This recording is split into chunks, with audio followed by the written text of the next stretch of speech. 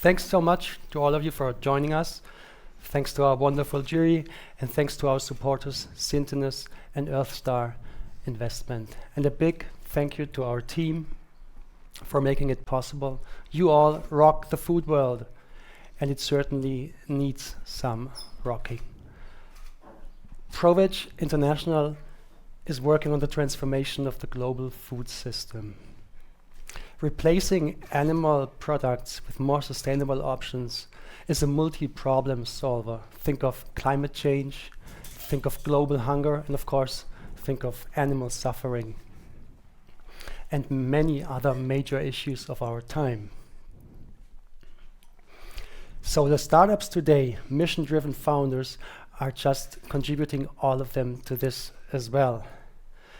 This transformation has so much leverage, yet why is there so much talk about alternative protein being a fad, a failure, a flop? Well, it's serious. There are problems, there are challenges, but there's so much upside to all of this and so much potential. In just less than a decade or so, we have seen plant-based dairy becoming mainstream and countless meat alternatives coming to markets worldwide. And as we speak, hundreds of cellular agriculture companies and fermentation companies are working on the next generation of dairy, egg, meat, and seafood. So we are supporting those together with you, with corporates, with investors. And I would like to give you some examples from our own network that make me optimistic. Think of Israel. Our alumnus startup Remilk just got a visit from the US President's envoy for climate, John Kerry. He was on the ground for just one day in Israel, and he made time to tour their labs, to talk to the founders, and to enjoy their cream cheese. Our alumnus startup from Austria, Kerntech, is upcycling unused fruit pits to develop ingredients and ready-to-use food solutions for the industry. How smart is that? So smart that the founders just raised an oversubscribed Series A round.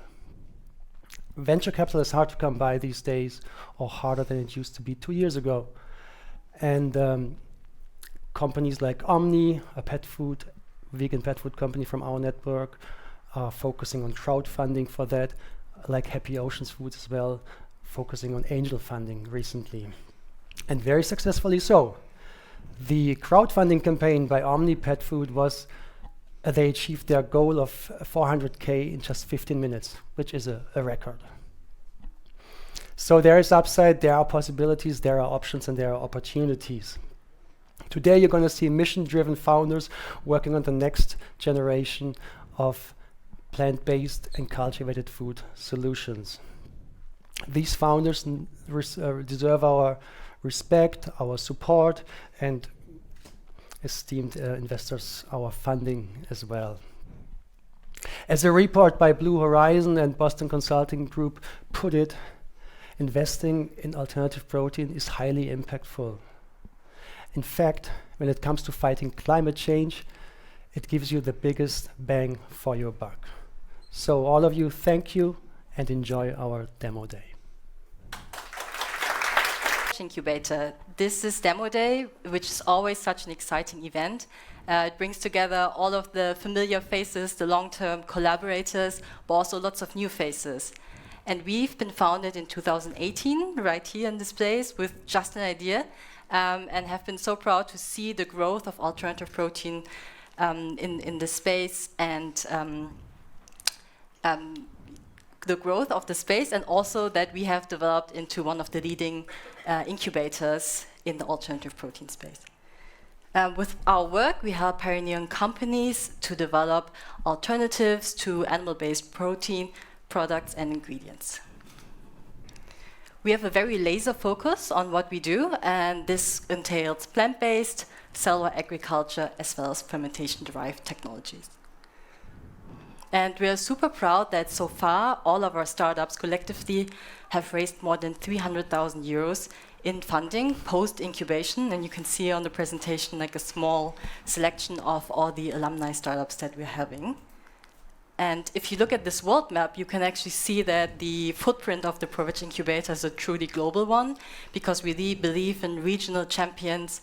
And you can see that our portfolio spans all the way from New Zealand to the APAC region, to Europe, as well as the Americas, and the US and Canada and Latin America, as well as Africa, just from recently.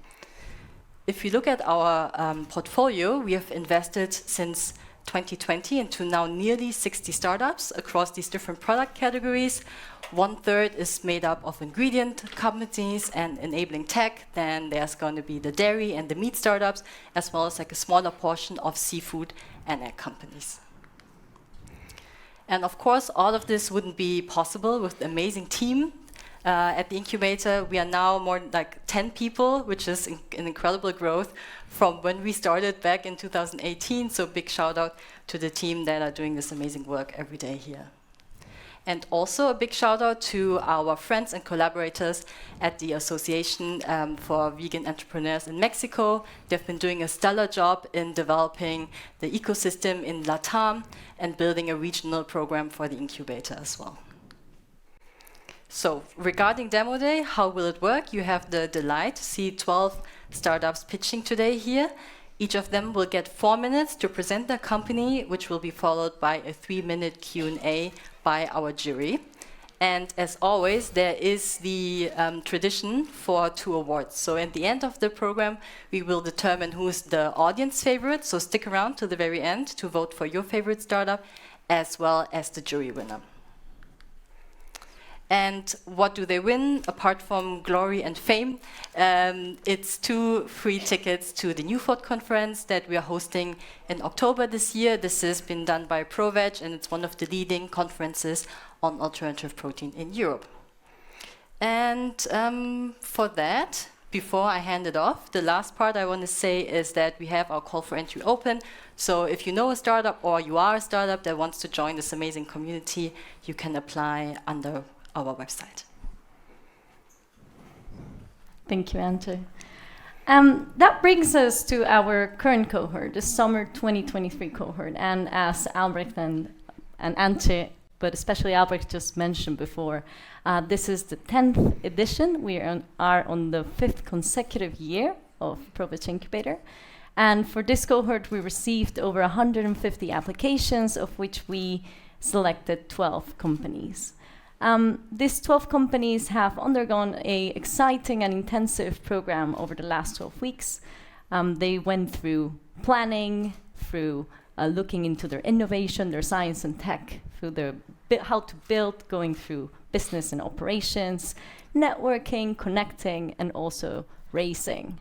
Overall, the program is very complete. It counts with over 100 hours of content, and we count proudly with the support of over 50 experts coming from corporate, venture capital, science, academia.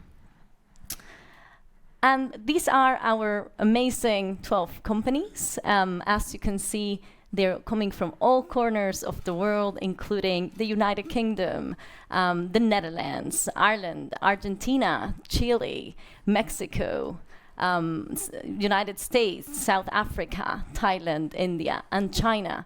And they aim to change all different categories and points across all of the food system, including mycelium ingredients, plant-based seafood, dairy proteins, cultivated meat media, plant-based Mexican food, plant-based algae, plant-based egg, algae-derived ingredients, protein supplements. So really, really across all of the food system.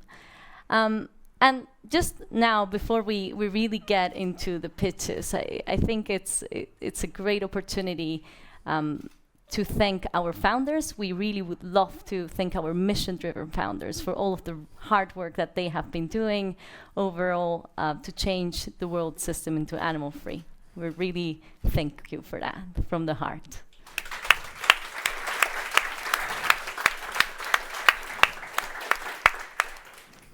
And now, as we approach the moment that we all have been waiting for, it's a great moment to introduce our jury. We count today with Reka Gugan from Earth Star. We also count with Fabio Simpson from Sentinus, Lena Bruchen from Astonor, Peter Doffner from Green Generation Fund, Marilise Holmes from SFFB, Sustainable Food Ventures, and Nico from Food Labs. So the moment has arrived. We are just giving moment to the pitching, and we would like to invite our first startup to the floor. But before that, we will pass to our supporters, and we would like to give the opportunity to Rekha Gugan to say a few words. Should I grab the mic? Yeah. Nice to meet you all. Beautiful turnout. A big shout out to the ProVeg team. Good to be here with you in person. I mean, comparing it to last year's virtual edition, it's just lovely to be in the same space. So thank you for the introduction. My name is Rekha Gugan. I'm representing Earthstar Investments. We are a women-led, women-owned asset management firm, and we are investing in early-stage companies that are working on alternative protein solutions. So what we look at is obviously your business proposition. In addition to bringing capital, we work with businesses to make their business propositions more robust from a climate change and gender equality perspective. So what you're doing is very interesting to us. So I'm very much looking forward to learning from all of you today. Thank you so much, Rekha. And we'd also love to invite Fabio Simpson from Sentinels, who's also a supporter, for a few words. Yeah, thank you very much, and thank you very much for Albrecht and his team for setting up this amazing event today. I think we should all give another shout out to them, because it's really amazing what you have achieved here, and it's the 10th time, so please give a warm welcome. Yeah.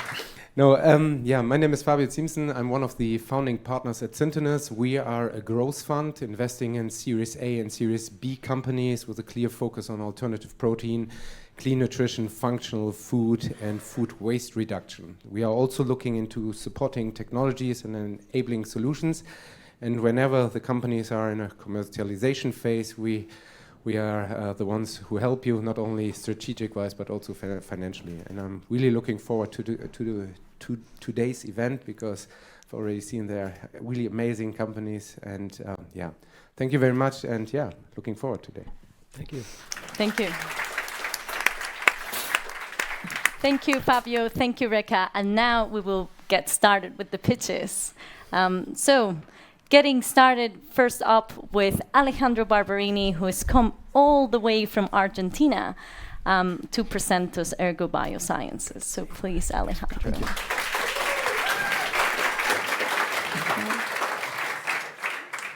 Hello, everyone. I'm Alejandro, CEO and co-founder in Ergo Bioscience. So here's the deal. This is what we, the flexitarians, we find in the supermarket when we go for a plant-based alternative.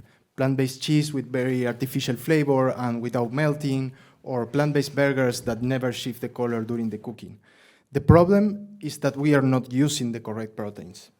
If we analyze proteins in food of animal origin, we will find first simple animal proteins composed just by amino acids, like collagen or whey protein, but the point is that the key organoleptic properties in food of animal origin are related to complex animal proteins, composed not just by amino acid, but also with chemical groups. And the main limitation is that the first gen of precision fermentation based on yeast and microbial, they have enzymatic limitations. They cannot produce those key complex animal proteins. We are Ergo Bioscience, and I'm here to introduce to you to the next generation of precision fermentation platform by plant cell cultivation. Plant cells can grow individually inside stirring tank bioreactors, generating large amount of vegetal biomass in very short batch time. But the most important part is that plant cells have exactly the same protein expression machinery than mammalian cells. So we can produce those key complex animal proteins with very high efficiency and following exactly the same structure. This allows us to a complete new universe of ingredients that the industry cannot produce right now with the same cost of the traditional fermentation industry. We initially focused on myoglobin, alpha S1, and kappa caseins. By using our own construction, we developed the plant cell clones, We optimized the cultivation at lab scale initially, and now we are working at pilot, 50 liters, and the downstream until achieve the final functional ingredients. We have also made a very complete work on the applications, mainly to validate the unique contributions that our proteins can offer. Let's see something about the functionalities. These are our caseins. We can produce them in powder. Our customers can resuspend the caseins in aqueous buffer, inducing casein micelles formation. And then following protocols of the traditional dairy industry, they can produce different kind of plant-based dairy products with unique contributions like the amazing stretchiness that we achieve with our mozzarella analog. And this is our final myoglobin ingredient, in which we have validated not just its contribution in terms of color and color shifting, but also in terms of texture, flavor, and aroma. This is just the beginning. We have identified more than 20 complex animal proteins that can change the rules of the food industry. And we want to develop them in the next 10 years. Then, following an asset-light B2B business model, outsource the fermentation process at industrial scale in order to supply these disruptive ingredients to CPG food producers, not just for plant-based food, but also infant nutrition and nutraceutical. We have included all of our knowledge into PCT applications in national phase in US and Europe. As I mentioned, we are now finalizing our validation at pilot, 50 liters. And we have achieved 5 LOIs with tier 1 food producers around the world. We are now fundraising, looking for a $2.5 million seed round. And this is my dream team. Maria Laura, Eduardo, and Augusto, my co-founders with a very wide experience, not just in plant biotechnology, but also bioprocesses. And my advisory board composed by amazing entrepreneurs with a very wide experience in food tech. So hope you can all share our vision, and thank you very much.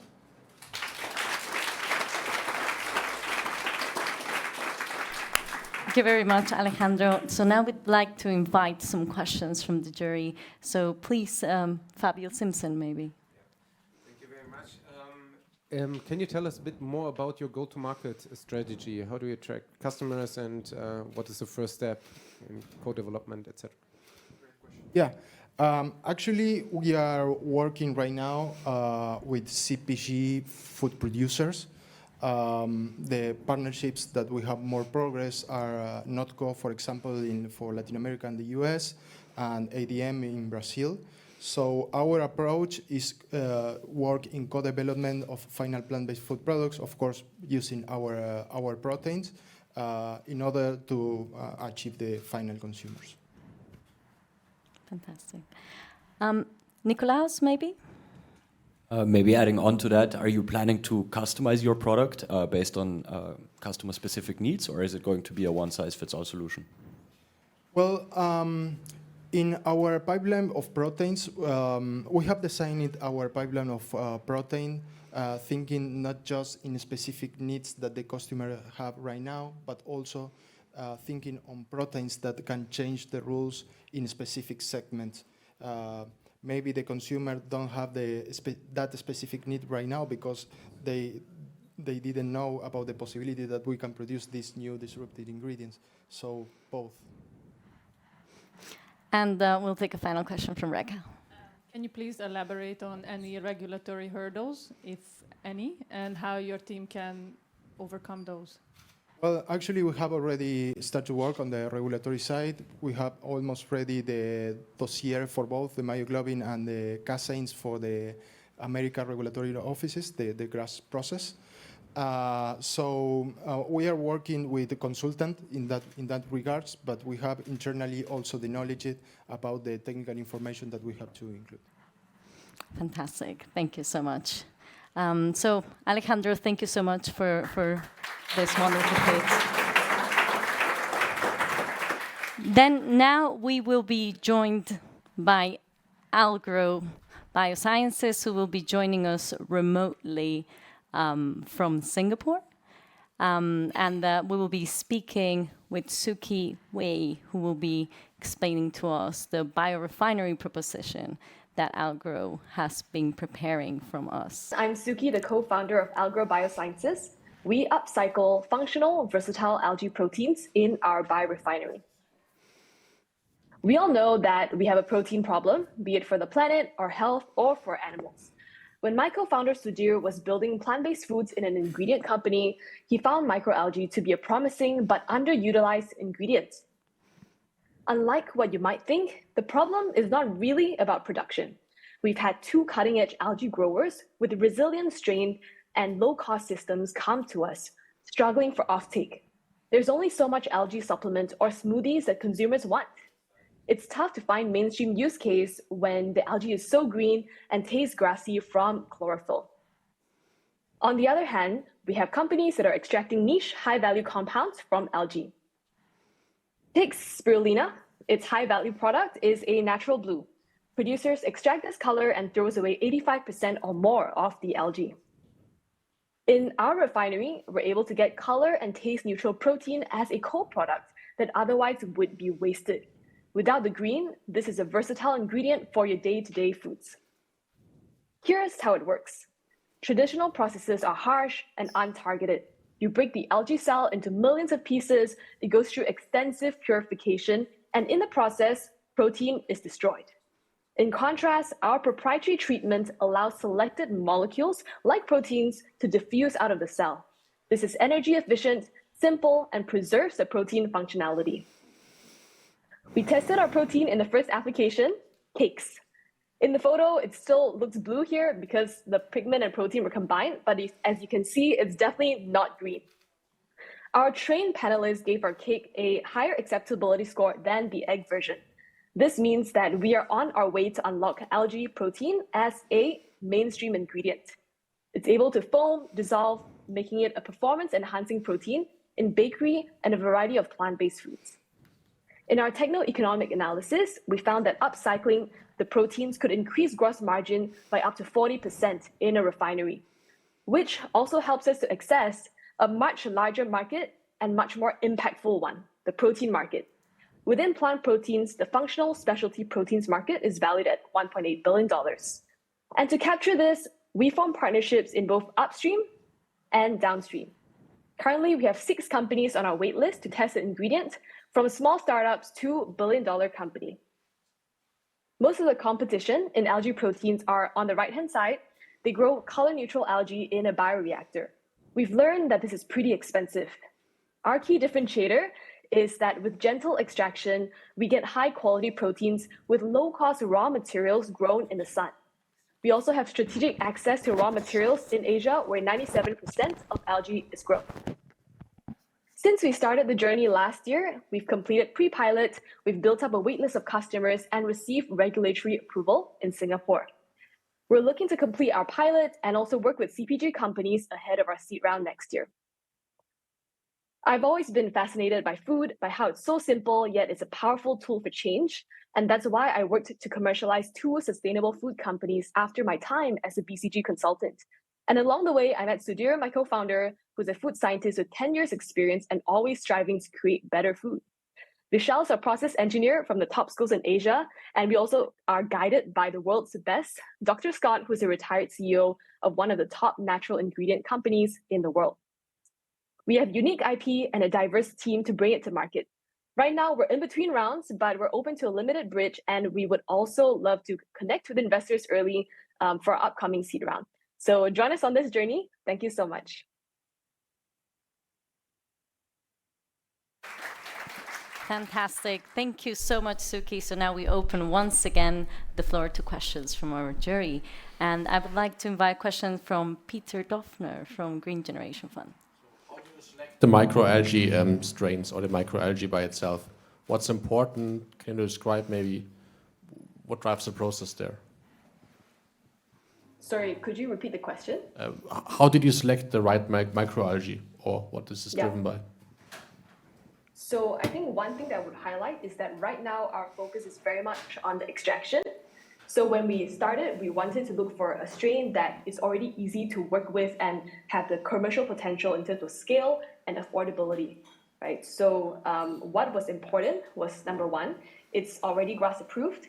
Second, it's demonstrated to grow. It has resilience because contamination is a huge issue in algae.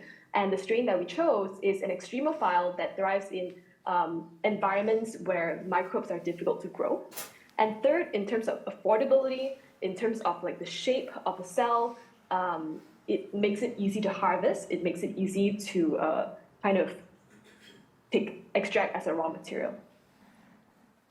Fantastic. Lena Bruggen, maybe. Maybe, I think what I learned from the presentation is that you use spirulina.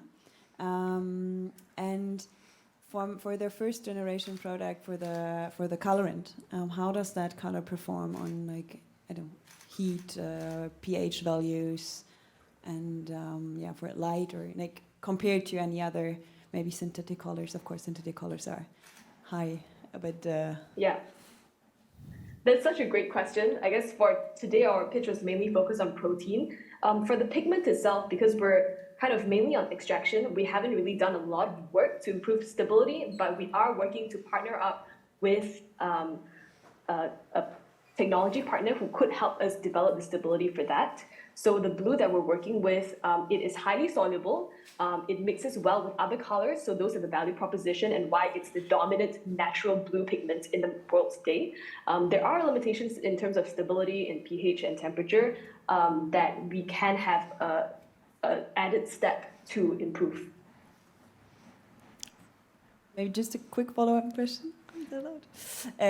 Because it's about protein, as you said. So maybe then to the second generation product. So how much is, or how high would be the protein content in your final product? Is that something you can already define? Yeah. So right now in our pre-pilot most recent run, we have a protein concentrate of between 70 to 75% protein. And of course, we can kind of further purify that to become an isolate if it improves, depending on what our customers would want. Thank you so much, Suki. We're going to have to call an end to the Q&A session. Thank you so much for the pitch and this Q&A session. And next up, I would like to invite Frankie Fox from Food Squared, coming all the way from the UK to present for us today. So please, Frankie, this is the floor is all yours. Hello. Hi there. Thanks, Julia. I'm Frankie Fox, and I'm CEO and co-founder of Food Squared. And we bring you plant-based shellfish, just as nutritious, just as delicious, starting with plant-based shrimp. 7 million tons of shrimp. Is there a bit of feedback? Oh, it's from the call. Okay, sorry. 7 million tons of shrimp are consumed annually, and roughly 45% are caught in trawlers, whilst the other 55% are farmed in open air shrimp farms. Neither are sustainable. Health and sustainability are the key growth drivers for plant-based protein purchases. And native shrimp are high in protein and rich in omega-3, which make them a popular healthy choice for consumers. People want their plant-based shellfish to deliver on taste, texture, and the nutrition. Food Squared has created a patent-pending, low-energy and scalable bioprocess to create affordable and realistic products whilst benchmarking on the high protein content and nutrition of a native shrimp. Existing manufacturing processes cannot produce that distinct bouncy texture of shellfish from plant protein. So manufacturers instead have relied on starches such as konjac root to create that distinct texture, but at the expense of protein and nutrition. And some products have as little as 0.5% of protein, whereas a native shrimp has between 17 and 21%. So there's a clear processing gap in the market. And whilst plant-based seafood composes less than 1% of the total plant-based meat and seafood market, conventional seafood accounts for 1/5 of meat and seafood sales, with shellfish being a large proportion. This suggests a huge untapped opportunity for growth in an underserved category. We believe our technology can unlock the huge potential of shellfish and seafood globally. And with food service, the fastest growing sector within plant-based, and 65% of consumers eating conventional seafood outside the home, this is a great entry point into the UK market.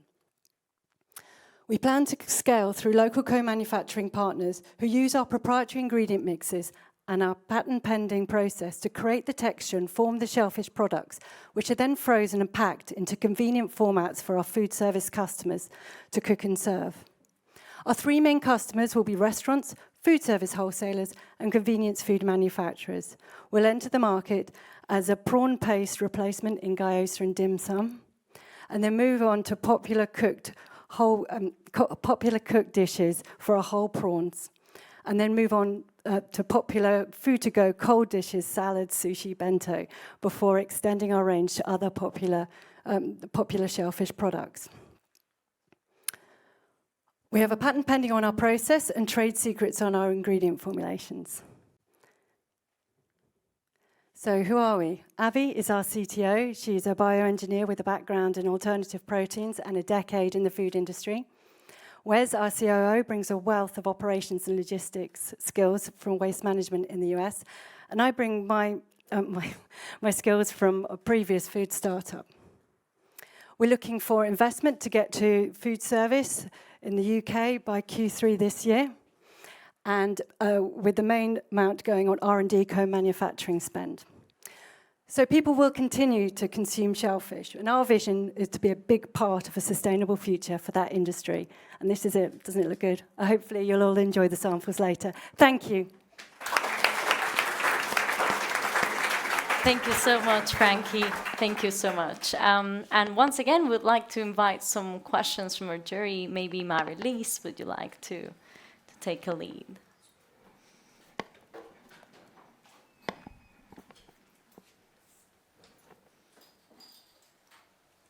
Questions at the moment, but does anyone? Yeah. Break out, please. May I ask more about the uniqueness of your process or technology, and how quickly you can scale it up? Very good question. So I guess the existing technology they use for plant-based is based on extrusion. Ours is not extrusion. It is very scalable and very low energy. And we are talking to co-manufacturers at the moment, and we believe that we will be able to scale very quickly. Fabio, please. Yeah, since you are approaching in your go-to-market strategy, first of all, the food service sector, you know that the most critical customers are chefs. Do you have also chefs in your development team, or are you co-developing with them together or something? Yeah, that's a great question. Abby, actually, who's here, has a background in sustainable food chefing, but we have an R&D chef working with us, plus all of the people we're talking to now are R&D chefs. We are daily asking feedback, and that is an absolutely essential part of our process. We want to know how they use it and what formats work for them, and we've had an incredible amount of feedback already, but yeah, they're an absolutely crucial part. Thank you. You're planning to launch different product categories. Is the process to develop these very different, or is it a one-size-fits-all that you can adapt to different products? That is a great question. Yes, actually, the different products will have slightly different ingredients, and we can tweak the process because you have different textures, colours, flavours. So there is a lot of innovation in each product, but the basic ingredients in the process will be core. Fantastic. Then we will call this end of our Q&A for Food Squared. Thank you so much, Frankie.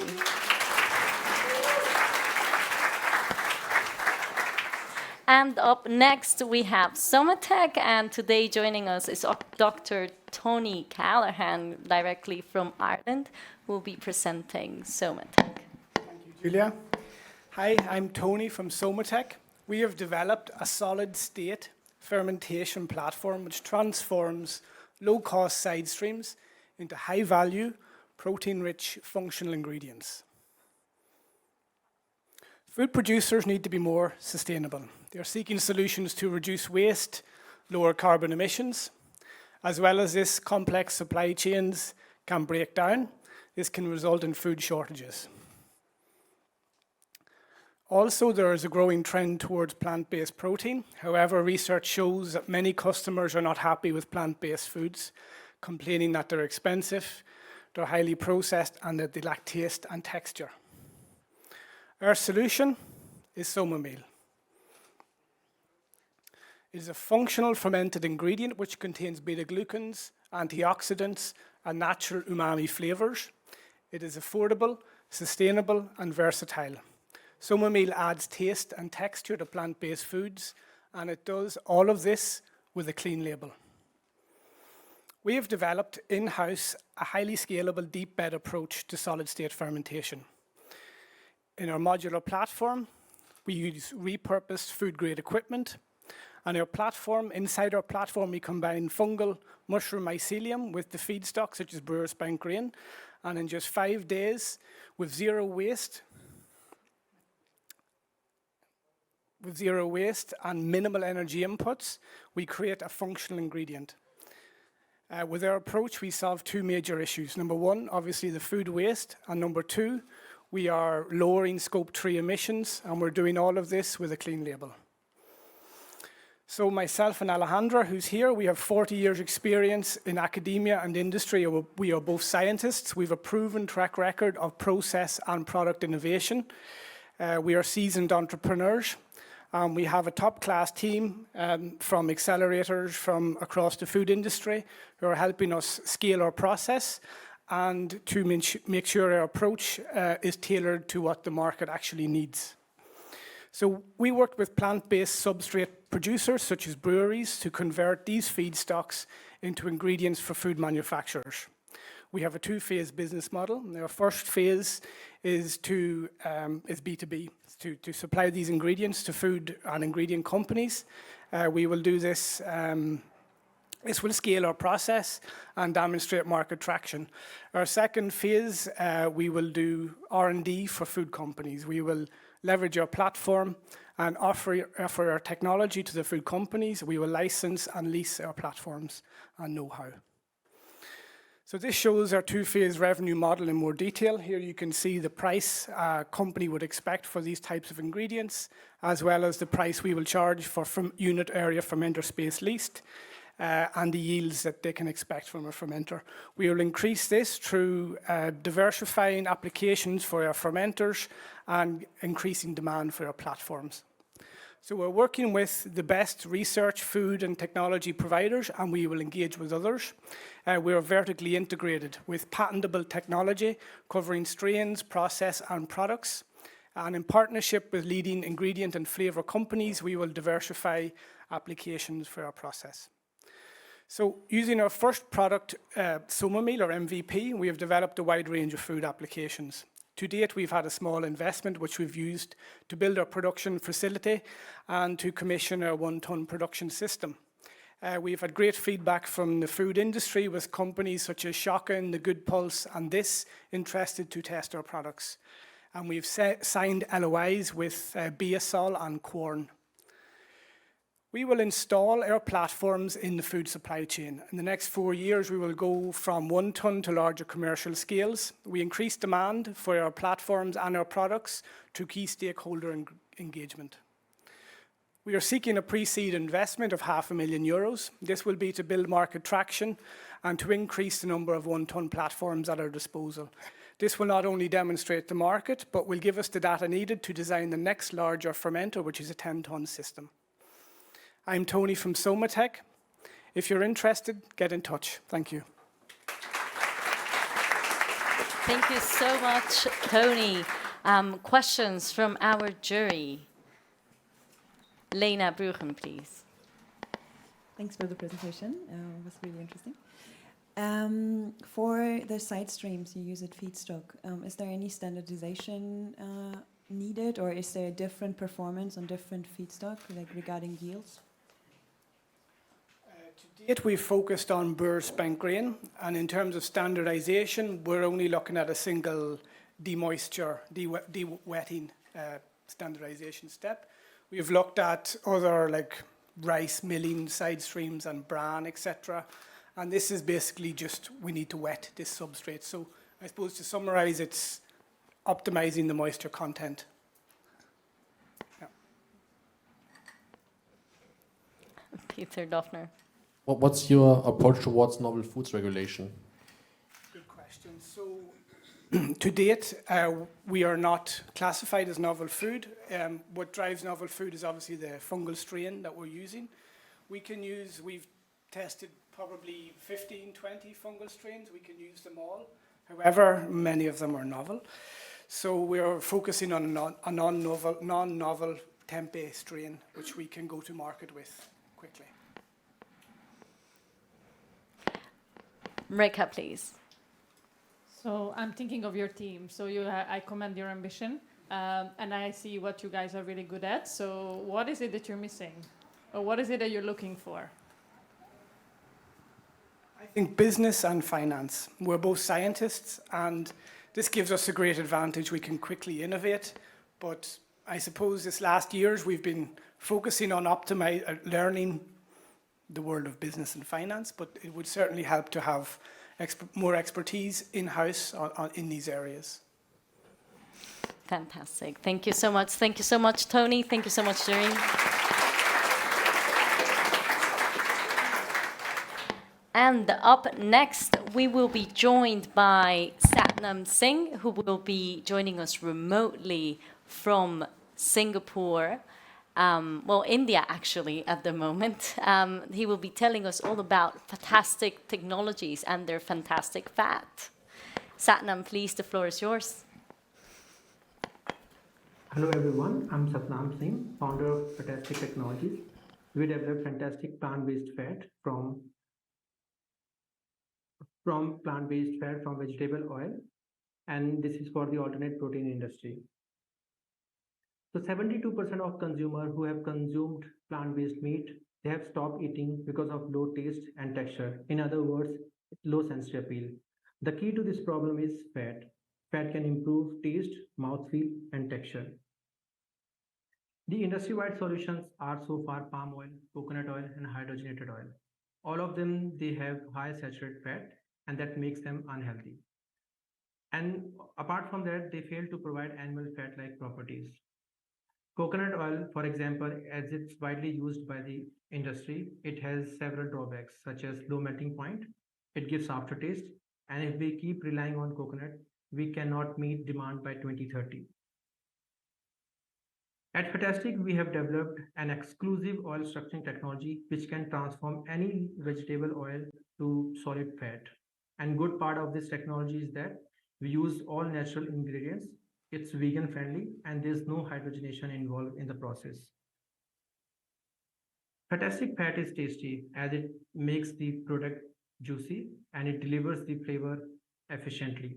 On top of that, it's healthy. It has 12 times less saturated fat than the coconut oil, and it has up to 60% less calories. It's affordable. The cost of Fattastic fat is less than the coconut, and this is scalable. We are not only in this space where we have price competitiveness, we also provide extra functionality in our fat. We can encapsulate water-soluble and lipid-soluble flavors to deliver them well and also extend their shelf life. We can also make our fat fortified. That means we can encapsulate vitamins and omega-3s. Geography-wise, we are primarily focusing in India as it's still underexplored market, but our follow-on expansion would be other part of APAC. We are B2B business model and entering market with two product variants, standard fat and customizable fat. Standard fat has high melting temperature, better texture, and low calories. And prototype for this has been already completed. Customizable fat is standard fat plus the extra functionality such as flavor encapsulation and fortification, which is specific to different companies. The market opportunity is huge. If we only consider fat for the plant-based meat industry, it's 40 billion market by 2030. And in APAC, it would be 12 billion market. And if we only consider plant-based chicken, it would be 2.7 billion market. As we are primarily focusing on plant-based meat, our technology is also directly applicable for plant-based milk, baked good, and butter. We started last year, July. Since then, we have already set up our lab. We have developed the product. Now, when we are approaching phase 2, we are expanding our team and lab facility. And we are also starting to do pilots. And for this, we are fundraising 350K USD, and from which we have already raised 150K from a prominent early stage fund. In our team, I'm Satnam. I'm a founder with 4+ years of experience in all protein space, having worked in all protein companies and being vegetarian and fitness enthusiast. I understand the pain point and resonate with the problem that drives my passion in this space. I'm backed by 3 people team. Rishka is our food scientist, Animesh and Vanil. We also have great team of advisor. Dr. Shwendu is from IIT. He's our technical advisor. Jaime is our investment advisor. He's from Good Seed Venture. Yeah, join us shaping this alternate protein industry. Thank you. Happy to take questions. Thank you so much, Satnam. I see Mary-Liz ready, so please, Mary-Liz. Thank you. Thank you for the presentation. Curious to know which type of products will you be using your ingredients first? Have you decided whether it's plant-based meat or any other of the categories that you listed there? So we are first targeting plant-based meat. We do have the companies who are interested to use our fat in other applications, but we are primarily focusing now on plant-based meat industry. Thank you. Rekha, please. May I ask about your competitive advantage against other people that are, other companies that are in the space trying to do similar things? So there are 3 technologies. One, people are using cultivated fat, and the other one is fermentation fat. These technologies, both the technologies are not there in the market yet, as they are not scalable enough, and plus they are very expensive technologies. And in plant-based industries, we do have competitors, but we have extra functionality, feature where we can encapsulate both hydrophilic and hydrophobic, flavors and nutrient, which other companies cannot. And other than that, in our composition, our continuous phase in our fat is lipid, which gives us advantages to mimic the animal fat more closely than the competitors. Fantastic. Thank you so much, Satnam, for this presentation. Thank you so much, Jury, for the questions. We're going to bring this to an end and move on to the next presentation. Thank you. And with this said, I would like to invite Propel Foods, who have flown this morning all the way from Mexico to join us today in Berlin. So please take the stage. The floor is yours. Everyone, we're Joel and Hayat, and we're thrilled to present to you Propel Foods, the Mexican food tech startup that makes the world's favorite food, tacos. I want to share with you our unique approach to plant-based products that specifically caters to the vibrant Mexican and Latin American markets, rooted in their rich gastronomic traditions. While we're all aware of the environmental and health impacts and challenges associated with animal meat consumption, the shift towards plant-based options in Mexico is still 5 years behind the US and Europe, which means that Propel Foods can become one of the main players for plant-based food in Latin America. And due to the lack of variety in the offer of plant-based products, these become a one-time try instead of an analog alternative. While consumers are open to trying alternatives, they do not like to experiment or change their eating habits. At Propel Foods, we understand the importance of cultural context and the deep connection people have with their local cuisines. That's why we're revolutionizing the Mexican food scene by honing in on a beloved staple, tacos. While plant-based burgers are delicious, a recent study showed that Mexicans eat burgers only twice a month, but we eat tacos every other day. Our commitment to providing a true taste experience while delivering sustainable and nutritious alternatives sets Propel Foods apart. We have developed an innovative gray box model of machine learning with numerical optimization that allows us to create plant-based tacos that resemble the traditional ones and surpass them in terms of sustainability and health benefits. And we can do it fast. Our R&D periods are of 6 weeks versus the 6-month industry standard thanks to this technology. And our results speak for themselves. We have successfully developed 6 plant-based taco meats, and here are the 3 that we're launching in supermarkets this year. Our products have seen tremendous demand from clients and consumers in pop-up events, concerts, and had viral reviews on Instagram. By carefully considering the authentic flavors, textures, and ingredients that Mexicans and Latin American consumers crave, we have tapped into a market with significant growth potential. Mexico alone has over 120 million people, and Latin America as a whole, more than 500 million potential Propel Foods consumers. Furthermore, Mexico's and Brazil's economies are among the 15 largest worldwide, guaranteeing us growth potential in LATAM. Out of the current offer in Mexico, we're the cheapest option out there for consumers. That is because we use local ingredients like soy, and we use soy because it's Mexico's #1 preference for plant-based proteins. And we make the foods that Mexicans eat constantly. Propel Foods is poised to reshape the food industry by delivering plant-based products that capture the essence of tradition while offering sustainable and healthier choices. This year, we're launching in supermarkets with 3 products, but we're in a constant innovation process. We're a team with a deep focus on innovation, tech, and food science, with 60% of our team being food engineers. We're already developing shredded meats for tinga and cochinita and researching mycoprotein alternatives with scientists in top universities to make our products more nutritious. Our goals for the next 5 years include expansion to more Latin American countries, such as Brazil, with our national dishes. And with the help of ProVeg Incubator, in the last few weeks, we have changed our production process, growing our production capacity by tenfold, and reducing our costs by over 40%. We have also signed an agreement with the biggest event organizer in Mexico, OCESA, to become the first plant-based food vendor in concerts in Mexico City, such as Lana Del Rey's and Taylor Swift's later this year, where we will keep learning from our consumers and their behaviors while they get to know our brand and our products. We have also completed proposals for 2 supermarket chains to begin selling 500 monthly units of each product with them, as well as organized a 5-year plan to guarantee our nationwide expansion. Thank you.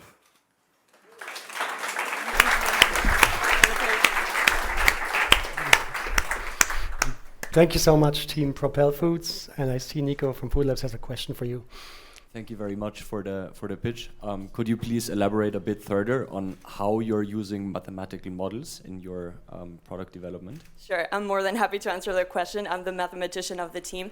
And what we do is we use numerical optimization with a minimization problem so that we minimize the CO2 emissions and cost efficiency while using the restrictions of the protein that we want our product to have and the sensorial properties we want to have in it.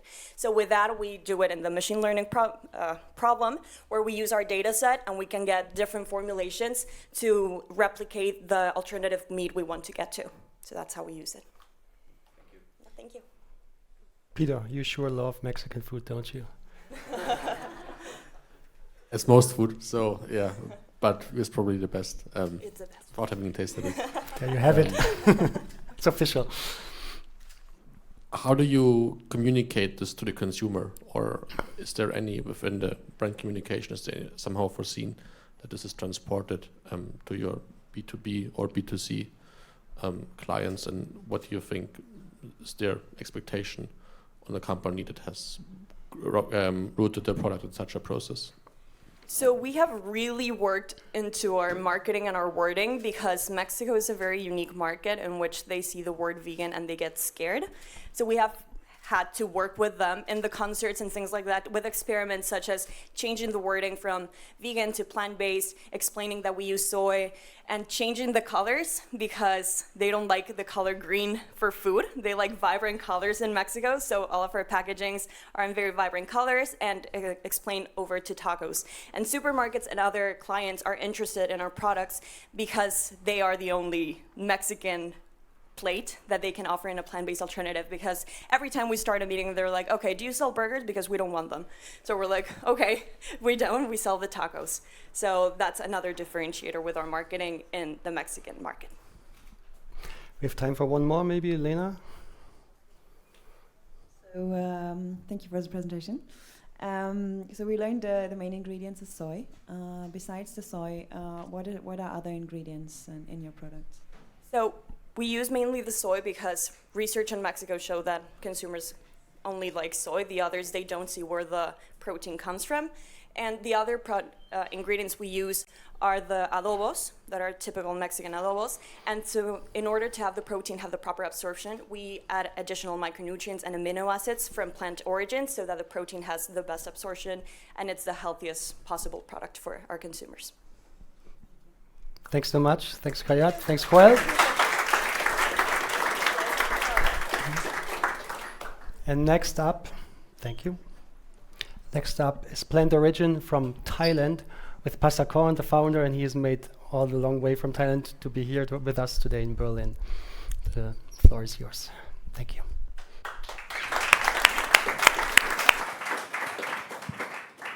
Sawadee krap. Good afternoon. My name is Pat from Plant Origin. We are based in Thailand. EX alternative from rice bran protein. My father, he 86 years old, remained remarkably active. So it surprised me to see his physical exam, high cholesterol, high blood pressure. How? I look into his diet and he had sour egg for breakfast. So he believed that egg is healthy and have high protein. It's true that egg have high protein, but it also comes with high cholesterol, high saturated fat. They also risk for salmonella bacteria contamination, antibiotic that used in production. There also an egg shortage due to avian flu. Last year alone, over 100 million poultry had been killed or died because of avian influenza. So this is where our solution come in. So our EX powder has high protein, low in cholesterol, low in saturated fat, no risk of bacterial contamination, without 14 major allergens, and of course, it used very less natural resource compared to chicken eggs. So we're focusing on tests. To achieve this and getting feedback, we send out our sample to many Thai chefs to let the egg run wild. So this is one of the chefs creating the popular Thai dish Kai Jiao or Thai fried omelette. Oh my God! Plus, egg is easy to use and easy to transport. I didn't expect that. So our team includes experienced individuals who have launched several startups, both in Thailand and in the US. We have combined expertise over 50 years in plant-based industry. Dr. Agassiz is a top researcher and food scientist from Chiang Mai University. Panu and Patricia has a background in engineering, but we all have one goal, changing the food system for the better future. I myself have been active in plant-based movement for the past 15 years. I have started and run the seed in New York City and have this opportunity to work with many awesome people and brands, such as Farm Sanctuary, Mercy for Animal. There are also many products that launching at our event. Our unique approach using rice bran, a byproduct from rice production. So our proprietary precision hydrolysis and subcritical water is used to extract the protein. By upcycling rice bran side stream, we don't need to go new crop to extract the protein. EX has equal amount or higher protein compared to the competitor. We are allergen-free. The hydrolyzed protein is smaller chain amino acid or peptide, which is easy to absorb and help repair the muscle faster. We also have nutraceutical property. We have done clinical trial, and the peptide has helped with anti-hypertension and antioxidant. So also using rice bran, which is Thailand is big in like rice growing. So we're using Thai rice farmer to increase the value of Thai rice. Our market share, we're looking at 2% from Southeast Asian market worth $10 billion US. So we expected $200 million to start with. Also, our go-to market strategy, we're working with B2B by offering EX in bulk. Currently, we're working with Ajinomoto and Thai Union. They're testing out our product in their R&D department. Also, a chain hospital is interested in using our egg for their patients. In the next 12 months, we plan to scale up our production from currently 300 kilo to 3,000 kilo and increase the functionality of the rice bran protein. To bring EX to the next level, we are asking for 500 $40,000 US. 40% we use for CapEx, the rest is for operational, marketing, and logistics.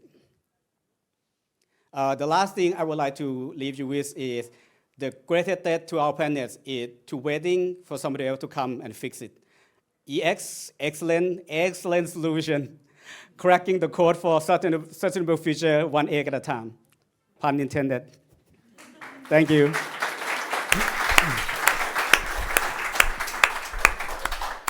Thank you, Paz. Thank you very much, Paz, for this wonderful presentation. Since the chefs are also using your product, I'm asking myself about the cooking time, because I think this is one of the biggest challenges if you're using plant-based eggs in professional kitchens. Yes, the cooking time was longer than a traditional egg. With the large push from ProVeg, we have perfected our formula, so now it's much faster to cook. As we have done it today in a demo later, so it's normally it's like 8 minutes, now it's down to like 5 minutes. Thank you. Nico, you have a question? Sure. Since 40% of your next round are going into CapEx, are you planning to scale production in-house in the long term, or are you planning to work because we are lack of bioreactor in Thailand. There's no such thing at large scale. The tank we use right now is 2,000 liter. So, and then we co-man it. So we're hoping to like build our own tank so that we can like continue producing the protein. Thank you. You're welcome. Thank you. One more, Marilis, maybe? I'm sure you've all have seen, and I know that some of you have invested in egg alternatives already, so I would be curious to hear what it takes to make another move. So to build on that, how do you see yourself differentiating like the main thing from all the other competitors? Would you say that it's because it's a powder, or is it more that none of them uses the, as you said, it's allergen free, or what is? Well, the first thing that I see is our source of protein, which is rice bran. So first, a lot of mung bean or chickpea in Thailand is we don't grow that. We have to import it. And using byproduct, we don't have to grow a new source of protein. Also, our rice bran byproduct is already been used twice. So first, they extract the rice bran oil, and then what left over normally is animal feed, but just to have like high amount of protein. So that's one thing that's important. Thanks. So we wrap it up. Thanks so much, Paz. Thanks to the jury. Up is Bygg from the US, and this is an online pitch. So we're going to hear from Smári Asmundsson, the founder, what Bygg is all about. Hi everyone, I'm Smári, and I'm the founder and CEO of Bygg Foods. And we are California-based and are launching the world's most environmentally friendly vegan protein powders made from upcycled barley. Protein powders need a reboot. They're full of stuff that's not good for you. They fall flat on flavor and texture, and they're tough on animals and the planet. What if there was a healthy, delicious, and creamy vegan protein powder? One that's made with upcycled ingredients. And this is Freya, our first product. Freya is a premium, nutrient-dense protein powder that's loaded with minerals, phytochemicals, and all 9 amino acids in a highly bioavailable format. Freya is the world's only protein powder utilizing regenerative barley. The protein powder industry is currently valued at nearly $22 billion worldwide, and is expected to more than double by the year 2030. About 75% of the market are animal-based products with all the associated environmental and ethical concerns. We're targeting the 3 fastest-growing segments: vegan protein, millennials, and e-commerce. And consumers care about the planet. Food systems are responsible for 34% of all human-caused greenhouse gas emissions. 62% of US consumers are willing to pay more for a product that fights food waste, and 83% of US consumers would always pick a brand with a better record of sustainability. And we use barley for its remarkable health benefits. Barley is the original super grain and is one of the healthiest grains available. And we do more than just taking animals off the plate. Our primary ingredient is brewer's spent grain, a resource otherwise destined for landfills or animal feed. By tapping into this often wasted byproduct, Freya will become the world's most eco-friendly protein powder available. Freya is for millennials and Gen X, who have the higher disposable income than other generations. Our target market is women, 40 to 60-year-old, and a lot of them report eating more protein in order to or in order to prevent weight gain. Women are also underserved in the market. I was born and raised in Iceland, and I moved to the US at the age of 20 with everything I owned in 2 suitcases. I've been in food for a decade now, and I'm just as passionate about it today as I was on day one, and I know what's required to successfully launch Freya.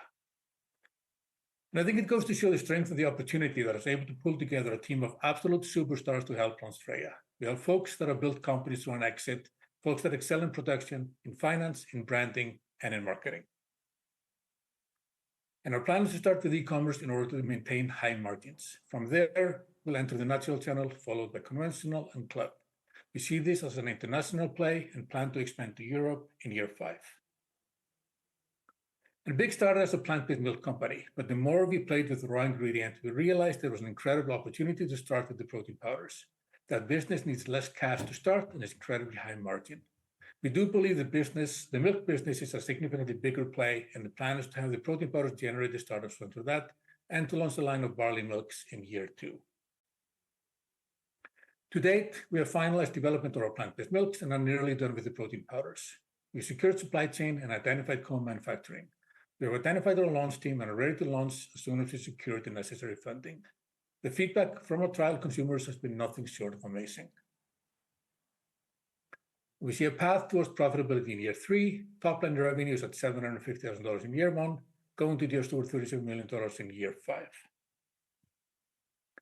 We're raising a $500,000 convertible note seed round.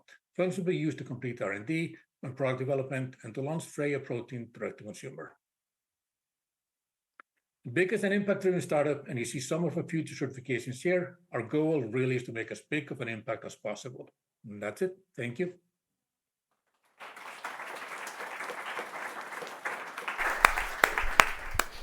Thanks so much, Smari.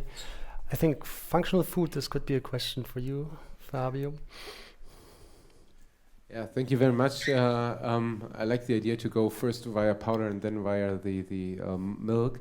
Yeah, it's indeed a question for us. So can you tell us also here a bit about the go-to-market strategy? Of course, you have mentioned your target group, but first via D2C, then via retail. Is it more a mass market approach, or is it more to go via Whole Foods and the classic road for plant-based products in the US? It will essentially be the classic approach. So starting with e-commerce, margins are higher, learnings are easier. We can iterate on the product, on our messaging, on the packaging. And once we feel like we have all of that nailed down, then we'll go into the natural channel, which is stores like Whole Foods and Sprout Market here in the US. From there, we'll go into conventional channel, club like Costco, and then international. I'm asking so explicit because, as you know, the customer acquisition costs are at the moment the highest one if it comes to protein powder. And so it might be a better solution to go first into retail and then to online, but it's just an idea. It's definitely something that we're cognizant of, and we will get a lot of numbers immediately, based on our CACs and how it performs. And if we see that it is indeed high for us, we'd go towards retail earlier than planned. Yeah, Lena, please go for it. Really interesting source of protein you have there. So maybe you can share a bit more about the characteristic, maybe like protein content, digestibility, things like that. Absolutely. So serving size is 20 grams of complete protein, and we have our main ingredient is a barley protein. And that has 8 of the 9 amino acids, and we add pea protein to get the complete protein. Barley protein is high, and pea protein is highly bioavailable. It is a product that doesn't give you any of the kind of gastrointestinal issues that sometimes you can have with all the plant-based protein. So in terms of performance, taste and performance, it's on par, if not better, than animal-based proteins. Thank you. Thank you. Maybe Eureka, I would like to hear your perspective on this. Okay, so you're based in California, so I'm wondering, how are you embedded in the local ecosystem and your fundraising? And do you have, a conscious strategy where you would like these funds to come from, given, the availability in your local setting? We're very eager to get kind of a deeper ties in with Europe. I'm from Iceland, I'm European, And we see this as a play that could do really, really well in Europe as well. And so because of that, is kind of why we joined ProVeg and are trying to push early in getting connected with Europe. Thanks Reka, thanks Mari, and yeah, give it up for Mari and Bygg Foods.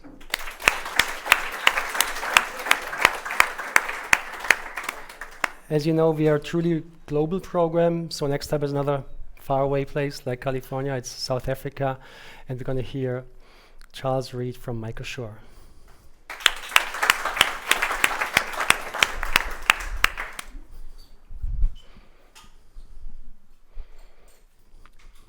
The future of food. Sorry, is this? The future of food is not in front of us, but below us, is the quote from the son of one of our co-founders. And it talks to our belief that mycelium is going to play a key role in creating food that's better for people and planet. Good afternoon, I'm Charles. I'm a co-founder of MycoSure, a proudly South African company focusing on mycelium production. I've known my three co-founders for over 30 years. We're a seasoned leadership team, having all held executive leadership roles in local and international organizations. We are complemented by advisors who bring sector-specific expertise to the team. Transitioning food systems at scale is going to be driven by commercial considerations. Plant-based proteins have a number of well-known challenges. For example, 58% of consumers cite taste as their primary challenge. In South Africa, the cost challenge is further compounded as all high-end plant-based proteins and concentrated whey ingredients are imported. So what are we going to do? MycoSure will produce mycelium protein at industrial scale using biomass fermentation. We see this as a platform strategy to create versatile ingredients based on our customers' needs. Some early adopters have proven that this is a technology that's truly scalable, cost-effective, and climate resilient, but with significant space for innovation, and in our case, no direct competition in Africa. We've partnered for our IP and technology development with South Africa's leading bioprocess R&D team, the CSIR. They bring significant up and downstream capability, including a team of 8 experts covering biotechnology, microbiology, engineering, including 3 PhDs. We see South Africa as a beachhead market for future international expansion, and we'll be going after local market share in plant-based and concentrated whey ingredients. We think our ambitions are realistic. For example, a 100,000 litre facility would only service just over 1% of local market demand. So why us? We have a defined IP strategy, including bespoke processes for our 3 initial strains. We have a product that customers want. We have a strong collective team, including access to world-class equipment and facilities. In addition, our RAN cost base means that our R&D and operational costs are significantly cheaper than the US and in Europe. In addition, our ability to contract manufacture with the CSR means that we are able to test product and market without having to deploy significant capital. So this is what we want to produce, a high-quality protein ingredient for the B2B market. To help inform our product development, we've spoken to a number of local and international companies and will, of course, continue to do so. Our first facility we're looking at is 30,000 litres. We believe this gives us meaningful production at attractive margins and gives us a model for future industrial scale. Where are we at the moment? We've raised our pre-seed. All our key R&D milestones are on track. We're currently at 30-litre bioreactor scale and will shortly have our first generation product prototypes. Thereafter, we move to 1,000-litre scale. The South African government has fully funded our pre-seed. We're seeking $700,000, of which we have just over $240,000 committed. This gives us a 20-month runway, primarily to validate our product and market, and also to test our strategy to scale. MycoSure is an opportunity to invest in African innovation, helping to solve for the future of food challenge. We'd love to chat to you about partnering with us on this journey. Thank you.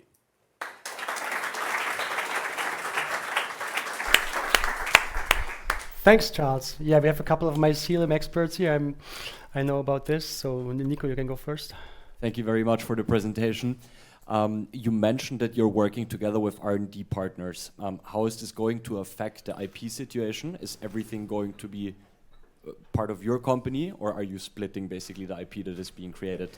Yeah, great question. So our technology partner is the CSR, the Council for Scientific and Industrial Research in South Africa. So their role within our economy is to support small business through scientific and industrial innovation. So we have full rights to the foreground IP, which is what we're developing at the moment. Maybe you, Peter? When it comes to the mycelium, how do you select it? Yeah, so we've got 3 strains we're working with. It was a combination of yield, nutritional content, and then we also thought about regulatory access and market as well. Crisp and straightforward. Who has another question on mycelium? Reka? I'm thinking about the timeline, if you can elaborate a bit more on that. Absolutely, sure. So the funding gives us a 20-month runway, and thereafter we're looking to fundraise for our 30,000 litre facility. We're targeting that will be completed in the second half of 2026. 6 months later, we'll be cash flow positive. Thanks. So we'll wrap it up. Thanks, Charles. Thanks, MycoSure. So now from South Africa to China, joining us online is Udi Baran from StarPlants. And there he is. Hi everybody, my name is Udi Baran, and we are StarPlants, offering the first healthy, nutritious chickpea milk in China. Around 80% of Chinese are lactose intolerant, so this is no surprise why the plant-based milk segment is booming, with an expected sales of more than $3 billion in 2023.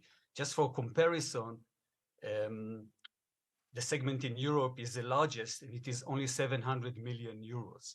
This segment in China is expected to grow at more than 9% year on year for the next 10 years, reaching $7.4 billion in 2033.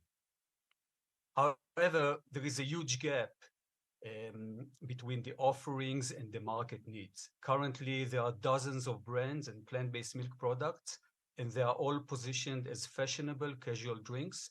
Most of them are highly processed, very low in nutrition, if any, unhealthy, and not aiming at the local taste.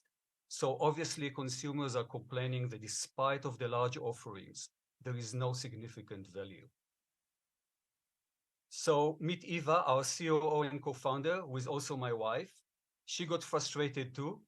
So many products, and none of them address the health and nutrition requirements of the consumers, especially women. Eva came with the idea to bridge this gap with healthy, nutritious chickpea milk. So we came with a solution to bridge the gap.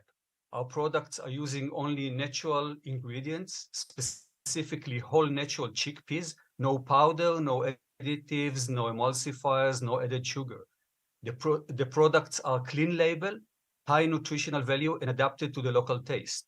We already tested our products with more than 250 potential consumers that are waiting for the commercial versions. Remember Eva from 2 slides back? Like Eva, there are 25 million women in China living in the big cities that are complaining about not having plant-based milk products with real value. This is our initial market, women who care about their health and the health of their families, and they are looking for something else, something new and healthy that fits their lifestyle. StarPlants has the solution. This is the time to present our core management team that is highly experienced in the F&B market in China, developing and operating factories and projects while creating many business contacts in the value chain from suppliers to customers. We are very confident to create the success needed in leading a chickpea brand across several categories. So where are we now? We have 1 patent pending for our proprietary enzymatic process and formula that we have developed with Jianan University for 18 months. We came up with the first 2 products that are ready for mass production. Our supply chain is in place, and our OEM factory has an end-to-end production equipment from Tetra Pak with enough capacity for the coming years. So all is set to start selling. How do we continue? We are having a hybrid business model, both online and offline. In China, there is a huge spillover between the two, and any brand needs to have an online presence. We are focusing on women in the first-tier cities in China, aged 25 to 45, and working via distribution channels, both offline and online. Once establishing awareness, we will focus on the offline business that is more sustainable for the long run. We plan to break even by the end of 2025, keeping a stable gross margin of 40% by improving the manufacturing cost while keeping our positioning as a premium brand. In this round, we are looking to raise 1 million euros for all activities in 2023 and 2024, mainly launching our products, building the team, and creating brand awareness in the market. Thank you, and we would love to answer your questions.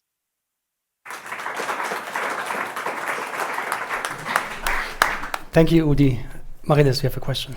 Thank you so much for the presentation. I'm curious about the product itself. Well, it doesn't seem to have any, what was it, like stabilizers and things like that in it. I'm curious, Right. Is it a shelf-stable product or do you keep it refrigerated? Yes. Okay.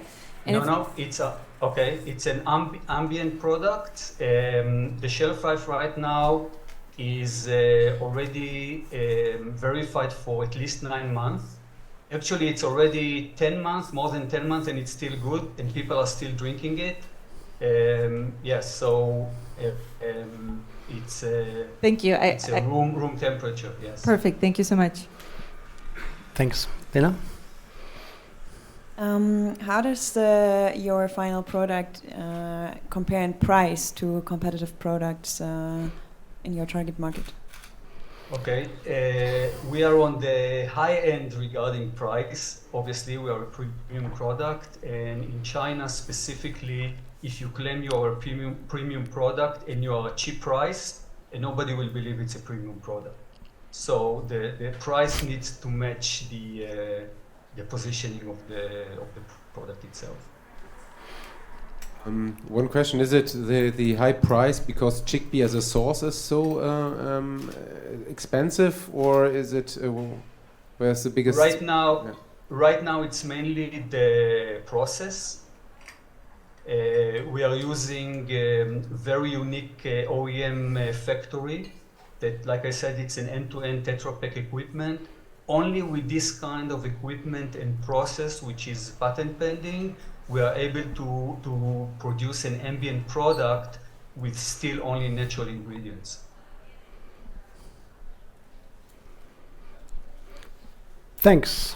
No urgent further questions. Then we'll wrap it up. Thanks so much, Udi and StarPlants.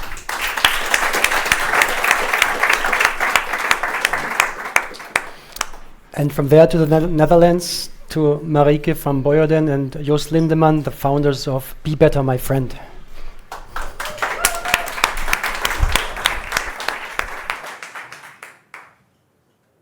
Hi. We all love pastry, and it's everywhere. We consume it at any moment of the day. It's huge. It's a 136 billion market. But the thing is, pastry ingredients haven't really changed since the Middle Ages. Still, more than 50% of the ingredients are animal-based, and the world is changing. Therefore, pastry does need a makeover. Let's look at butter. While chefs love to use butter, it's no longer a safe haven. The prices are changing very rapidly. There's an upcoming shortage, and if you just think there's 20 liters of milk needed to make 1 kilo of butter, imagine its carbon emission. And not to forget animal welfare. Chefs are looking for an alternative, and at the moment there's none in the market. Why is that? As butter is really hard to copy. Pastry is chemistry. And therefore, a butter alternative needs to work in loads of different processes, applications, and in combinations with different ingredients. And we chefs, we do not want to compromise on taste, workability, or quality. We are changing that with Be Better Plant Butter, a one-on-one easy replacement from the dairy butter. Plant-based butter that is low processed and it's free of any allergens. We save 79% of carbon and we sit 5 to 30% below the butter price. And not only that, pastry will be better and will taste better due to its pure flavor. Be Better plant butter has been created by Joost Lindeman and Marieke van Beurden, and together we have more than 30 years of experience in the premium pastry industry. Myself, an award-winning pastry chef and vegan pastry consultant, Joost Lindeman, former global Cacao Barry director and food and brand strategist. We have a product market fit that is validated by the leading chef of pastry, one of them being Jordi Roca, World Best Pastry Chef of 2025. We are a startup, but we aim big to build the next generation of butter. Together with our production partner, we have all the capabilities set for scale-up, while we can stay lean and mean. At our very core, we are a chef-centric innovation hub, dedicated to build a brand to bring pastry professionals the inspiration, technical support, and the products to make better pastry. We are 1.5 years in market, and we are more than an idea, a concept, a product. We have traction. We are selling our 4 SKUs together today in 15 markets, in key pastry markets across Europe, Asia, Pacific, and Middle East. Aside our 23 distributors, soon 29, we are also working directly with 46 industries that are either testing or starting with us. Year to date, we sold 100 tons, and also we have a committed contract of 400 tons with Compass Group France, starting as of next month. The great thing we have right now is basically we have our platform for growth. Together with our distribution partners, we will expand in pastry, bakery, food service, as well selectively in retail with external experts starting in the UK.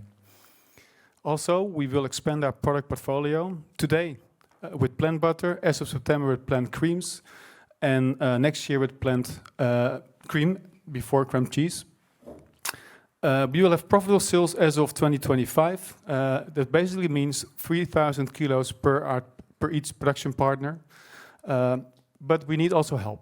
We are with the two of us, and we need to grow skill, and therefore we ask for 450,000 euros. Thank you.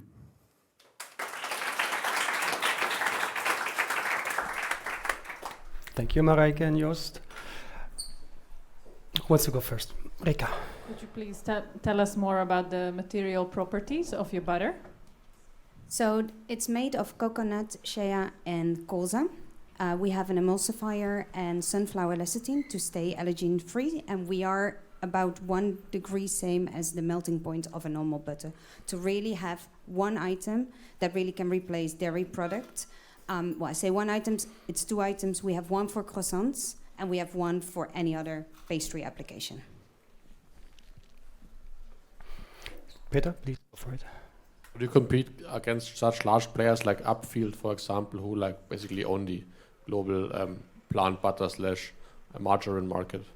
Yeah, it's basically the one we see mostly in markets. It's a consumer proposition, so they're lacking the formats really to serve industries and pastry professionals. Also, they have palm, which is a quite sensitive ingredient.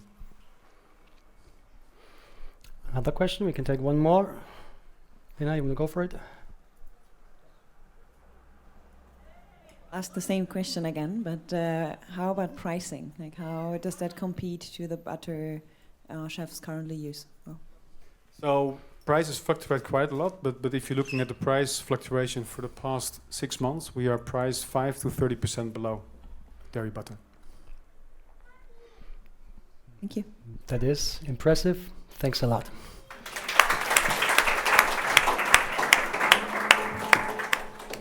So yeah, we are coming to the closing pitch, which is Sticta Biologicals from Chile and the founder, Andres. Take it. Thank you. I think because I'm the last one, I want to thank you, ProVeg, on behalf of all the startup for the great support that you have done to us. Well, I'm Sticta co-founder. Sticta is a biotech company, and sorry, it's not working. Okay, there is it. So I started an amazing journey in precision fermentation when I met Eduardo, my partner at Sticta. He was a professor of biotechnology in one of the most prestigious universities in Latam. And at that time, I was a partner of one of the largest crop protection company dealing with the biosolutions. So I joined him to start developing a project that 6 months after ended up in a patent. And that was the turning point for me to start Sticta with him. Sorry, it's the other way. Sorry about this. Okay, we all know that the food system is probably one of the major challenges for humanity today. And only livestock represent 50% of the total carbon emission. So that's why the alternative proteins has raised a lot of interest. And there are hundreds of companies that has been able so far to raise $14 billion. But there are many challenges. Some of the startup mentioned some ones, but plant-based, for sure, they need to address customer requirement on taste and also reduce the cost. And in cultivated meat, probably the most important or relevant issue is the media cost that doesn't allow the cultivated meat to have price parity. Also, the scale-up is something that they are dealing with. So the media costs today represent up to 50%. So I would like to introduce our first solution in the food system, which is a smart serum. By using a smart serum, cultivated meat companies will be able to reduce 90% of the cultivated media. The smart serum is an animal-free culture media solution designed to provide all the relevant active compounds, proteins, and nutrients for animal cells to proliferate in a vessel. But it's also food-grade platform. It was already validated by Supermeat in Israel with amazing result, increasing up to 30% the cell proliferation, and has IP in process. How we did it? We use a non-conventional microorganism that we domesticate in order to produce multi-proteins in one batch of fermentation. And on the other hand, we use artificial intelligence to produce stable proteins in order to reduce the downstream process. So with both technologies, we were able to reduce significantly the cost. Sticta doesn't stand alone only because of the cost, but also is impacting in the taste of the culture media. We have assembled an amazing team to tackle these important challenges. So my partner Eduardo has more than 30 years in precision fermentation, has more than 130 scientific publications in the field. On the other hand, I'm bringing the business background. Sticta is my 5th entrepreneurship, and I have exited 2 companies. The last one was an agri-tech company. So we filled the team with Vicente and Sebastian. Both are bringing huge experience in symbio or synthetic biologic and modeling and artificial intelligence. And lastly, we have Roberto that has a big experience in financial. Altogether, we have a combined experience of 100 years in the field. So we have an amazing track record. We started in 2021. We just closed the seed round of $2 million, and we pretend to customize our platform into different species and cell types. So thank you very much.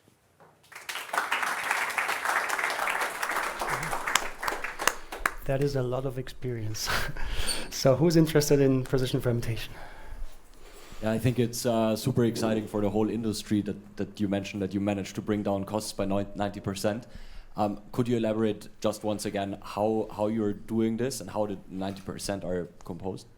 Well, first of all, we are producing a food platform, not a pharma platform. So we were able to produce a minimal processing platform in order to have a food grade key proteins like insulin, transferrin, and some growth factors. So we really reduced the cost dramatically. That's why we are now talking with big companies like Supermeat, Upside, Aleph Farms, and Meatable, and many others that are very interested in what we are doing. Thanks. Lena? Any specific reason why you started with chicken? Yes, it was actually because we just finished it with Eduardo, plant growth regulator, the first ever natural source of this type of plant growth regulator for agriculture.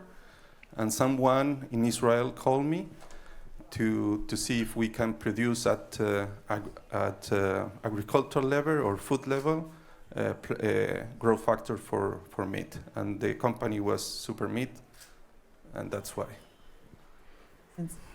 Thanks. We'll take one more. Fabio, you have a question? No? Peter, no questions? Okay, it's getting late. So thanks so much, Andres. Thanks, Sticta Biologicals. And yes, give it up for Andres.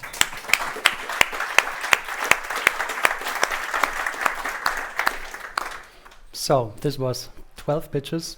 This brings us to an end of today's demo day, almost.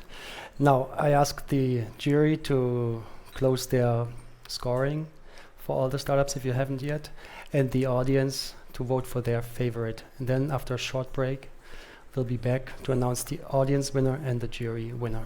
Thank you. Propel Foods wins. Okay.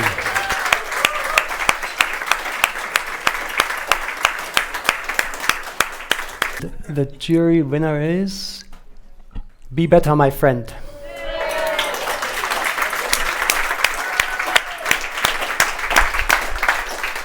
Congrats. Summer 2023 to an end. Thanks to you all for joining and staying with us here in Berlin, and for those joining online. If you have any questions to the startups, please post them and reach out so we can connect you. Thank you all. Thanks.